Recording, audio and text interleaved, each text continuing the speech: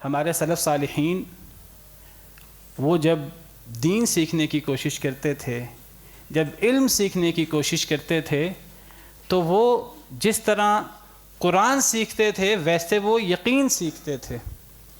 امام خالد بن معدان رحمہ اللہ فرماتے ہیں تعلموا الیقین کما تتعلمون القرآن حتی تعرفوہ، یقین کو ایسے سیکھو جیسے تم قرآن کی آیات کو سیکھتے ہو، حتیٰ کہ تم یقین کو پہچان لو۔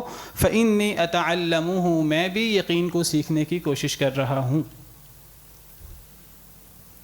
اپنے اندر ایمان اور یقین کو اس طرح کر کے بڑھانے کی کوشش کرنی چاہیے، اور اس کو ایسے سیکھنا چاہیے جیسے قرآن کو سیکھا جاتا ہے، قرآن کی آیات کو سیکھا جاتا ہے۔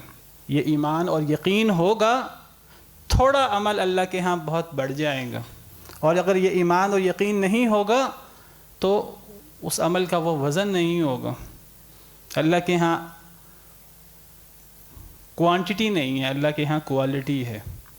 صرف عمل کی بات ہو، چاہے ظاہری نیک اعمال ہوں، اللہ تعالیٰ قرآن کریم میں فرماتے ہیں وجوہ یومئذ خاشعہ عاملۃ ناصبہ، کچھ چہرے اس دن ڈرے ہوئے ہوں گے،